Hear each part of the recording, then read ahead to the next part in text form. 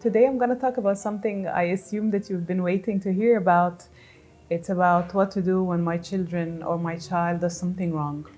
This is usually the most of the questions I get in my practice. People want to know how to correct the behavior, how to fix the mistakes, how to deal with something that the child is doing incorrect or that I see as inappropriate or unacceptable. I always remind parents that jumping to dealing with the behavior right away is going to make things very hard. This is why we need to start focusing at the beginning on the quality of our relationship with our kids, on how much they trust us and they're willing to listen to us, on how much credit do we have for them, and how much credit do they have for us, that they would be willing to learn from us and respect what we get to say.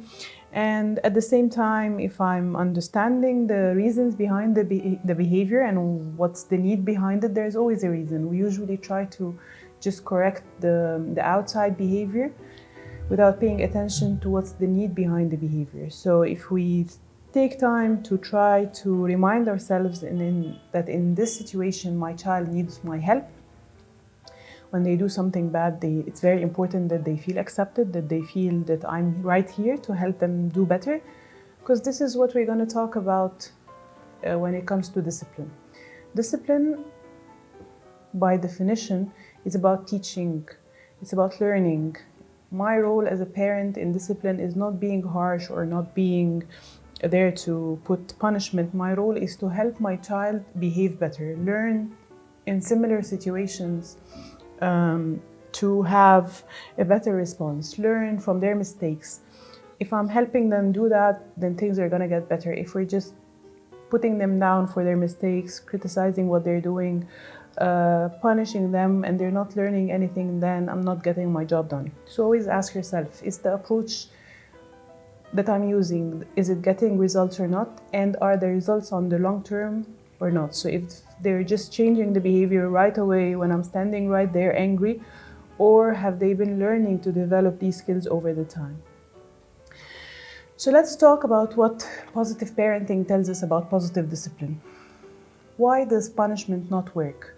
I'm sure many of you remember when you were a child and you were being punished, how this has affected you. For some, it might have felt, again, we respond to things differently based on our personality and our nature. So some might have found it very unfair and tried to take revenge and tried to be more stubborn about doing the wrong thing. So if you're just gonna force me to sit down on the desk and open the book and I have to study, sometimes the child would actually do all these things, but at the same time, I'm not gonna be studying. You would think I'm studying, but I'm not, because I feel too forced, or I feel that you're being too hard on me. Sometimes punishment does not teach the child anything from the mistake that they've done. So if I did a mistake, for instance, by breaking something or treating someone without respect, and the feedback or the response I get from the parent is some yelling and then sending me to my room, I'm not actually learning anything. By time I actually learn to live with that, and I find ways to have fun in my room, so it's not even something I worry about. Another problem with punishment is that it puts the focus on the child on avoiding the punishment, which by time becomes the whole focus and effort and energy goes to hiding what has happened from the parent, worrying that if the parent knows they will get punished, so they're scared from the punishment, so they try so hard to hide from their parents what they've done wrong, while I'm sure we hope that our children would come to us when they are in trouble, when they did something wrong, so we can help them out.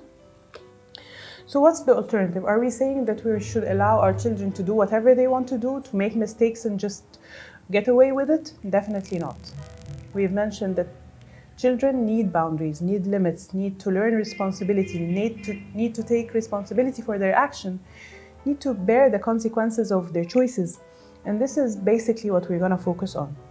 We need to replace punishment with the definition that we're used to it, that it's something that comes from someone because I deserve to suffer, for instance, because I did something bad. We need to change this into bearing the consequences of my choices. If I make good choices, I'm going to have good consequences. If I make bad choices, I'm going to have bad consequences. And in both cases, I'm not to be protected from taking whatever it takes based on the decision that I made. So what's the difference? How can we know if the consequences we're using are helpful or not? How are they different from the punishments? So for instance, if you're telling me that if a child if the agreement was, and this is a very important point, we can't do consequences without having a clear agreement at the beginning. So if we've agreed with the child that, for instance, if they finish their homework and their chores and then they still have time, so they can play, for instance, or have some screen time. And then they wasted time, they didn't get things done, they kept walking around doing nothing, and they lost all the time, and there's no more time enough for them to get their privilege of playing or having screen time. So all what's needed from here, that's what we call a natural consequence. I didn't do anything, I just need them to bear what has happened. If I feel bad for them and I just let them, okay, this is the last night, I'm gonna let you do it because you finished, but tomorrow it's gonna be different, they're not learning anything. At this moment, I need to stick to my agreement. I wish you had finished earlier because I would have loved for you to play. I love when you get to, I know how much you need to play, I know how important it is for you. I'm sure that tomorrow you're gonna make a better decision and manage your time better, and it would be a very good idea to ask them if there is anything I can do to help them manage their time better. Another form of consequences could be fixing, what we call fixing or teaching consequences, where you get to teach them how to fix their mistakes. So here we're trying to teach our children that everyone's going to make mistakes, but the important thing is that I take time to try to fix the mistake I made, and at the same time I learn from it to avoid it in the future. So for instance, if I break something, I need to fix it or save money to buy a new one. If I made something not clean, I need to clean it. If I hurt someone, I need to make it up to them by doing something to make them feel better, and so on. So how do I know that the consequences I'm using are helpful? Because some might look like they're punishment. So the people who created positive discipline have taught us 4 criteria that make consequences helpful and beneficial, and that would actually be positive and useful. The first one is that the consequence is relevant, so it needs to be related to the action itself. So if I do a mess, I need to clean the mess. Not that a mess is a misbehavior, but for instance, if I write on the wall, I need to clean the wall. So whatever it is, it's something related to the actual action. If I hurt someone, I need to make something to make this person feel better. So it's not unrelated. It's not that I hurt someone, so just go to your room. How am I fixing my mistake? By going to my room. The second criteria is that it's reasonable in terms of quantity. So if I do an action, I take consequences that are reasonable. So for instance, if I break my curfew, so it might be reasonable that I come earlier the next outing, that I miss my outing maybe the next time, that we can talk about what's going to happen in the next outing or 2. But if I come late after my curfew with half an hour, and the consequence would be that you will be grounded for 2 months or something, most probably the child will feel that things are unfair, and they will get more stubborn and try to take revenge.